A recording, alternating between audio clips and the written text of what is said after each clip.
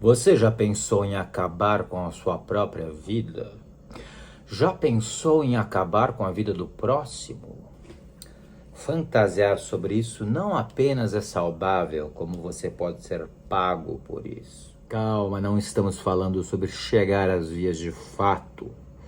Até porque quem chega às vias de fato não tem a oportunidade de se exercitar tanto neste campo quanto na ficção. Então vamos falar hoje sobre crimes reais e ficção verdadeira. Acabei de ler Matou Uma, Matou Todas, do meu mais novo melhor amigo, Cléster Cavalcante, que eu conheci agora em Fernando de Noronha, no festival que a gente estava. E eu fiquei pensando no papel sublimador da ficção e o papel do true crime. Inclusive discuti um pouco sobre isso na mesa que eu tive no festival. O livro do Cléster é um livro de não ficção, um livro-reportagem sobre feminicídio no Brasil, com números, com dados e alguns casos reais, investigações com processos.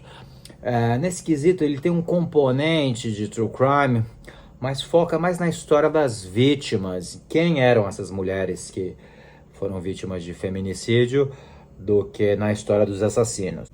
Daí eu me lembrei dos livros da Ilana Casoy, que eu tenho aqui inclusive um box fotografado por ela. Foi uma outra amiga que eu conheci num festival literário, que são livros que focam mais nos assassinatos em si, nos assassinos. A Ilana entrevista, assassinos, vários serial killers brasileiros, que contam em detalhes os seus crimes, e ela vende isso por editoras especializadas em terror, por exemplo. Esse aqui é do unbox da Dark Side. E para um público que consome terror, que está consumindo crimes reais, como está consumindo os filmes do Fred Krueger, por exemplo. As pessoas têm levantado muito essa questão com essas séries atuais, Tremembé, com os filmes da Susanne von Richthofen, como se esses assassinos estivessem lucrando com isso. Os assassinos não estão lucrando com isso, porque eles não estão recebendo, não estão sendo pagos para essas histórias serem levadas para os livros ou para o streaming ou para as telas. Mas, de certa forma, o crime está sendo comercializado, As pessoas estão consumindo, o crime acaba servindo a um propósito de entretenimento. E eu acho que não tem uma resposta única sobre até que ponto isso é apenas um fetiche pela violência, até que ponto é um alerta importante as pessoas conhecerem essa história. Eu acho que tem os dois lados. Tem um lado que é importante a gente entender como funciona a cabeça dessas pessoas, mas também tem um lado de comércio. Inclusive, no livro da Ilana, do Serial Killers Made in Brazil, tem o Vampiro de Niterói levanta essa questão para ela, Ela fala que ele precisa contar a história para as pessoas tentarem entender como essas pessoas pensam, e ele retruca falando, e é para vender o livro também, ou seja, ele joga essa... acho que sem menor cinismo, porque ele não é um cara muito iluminado, mas ele joga essa questão para ela, assim, até que ponto também faz parte de um comércio.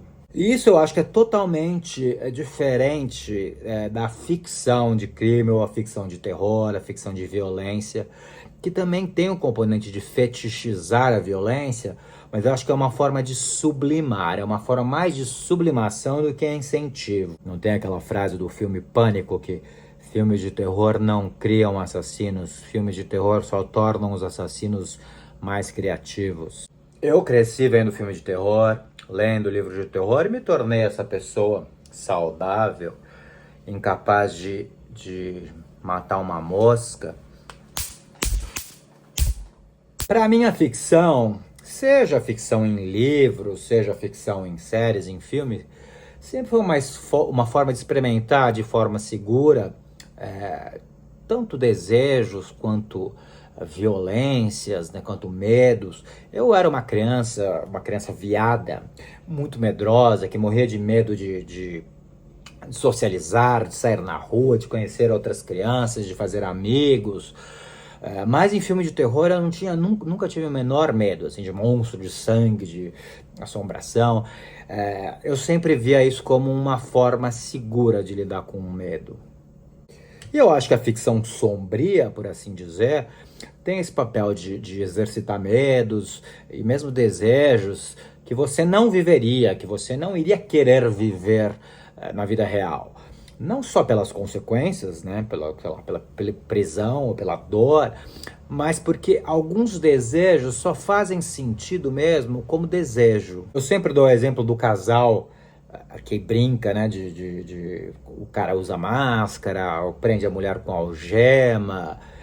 Isso não quer dizer que eles querem chegar a situações de abuso de fato, que a mulher queira ser abusada de fato. É uma fantasia que se realiza como fantasia. E quantas vezes a gente não fantasia matar alguém? Pelo menos eu fantasio. Mas isso não quer dizer que a gente queira chegar às vias de fato, com esforço, com o sangue na sua coloração verdadeira, com o cheiro, com o esforço de depois ter que limpar o chão. Só que se a ficção violenta tem esse poder sublimador de você exercitar fantasias que você não queria realizar de fato, talvez o ficcionista, né, o escritor, o roteirista que está trabalhando com isso, precise também beber de pesquisas, de reportagens, de histórias reais como essas, né, precisa se alimentar de pessoas que cometeram crimes de fato para conseguir reproduzir isso de forma mais verossímil. De toda forma, ler essas coisas sempre me alimentam, me estimulam a minha criatividade, não estimulam o meu lado violento, longe disso. Eu tenho mais vontade de matar e de morrer quando eu leio narrativas piegas, melosas, de romances românticos em pleno século XXI. Mas você, o que você acha? Você pode discordar de mim, discorde de mim, desde que discorde por escrito nos comentários, e curta e compartilhe.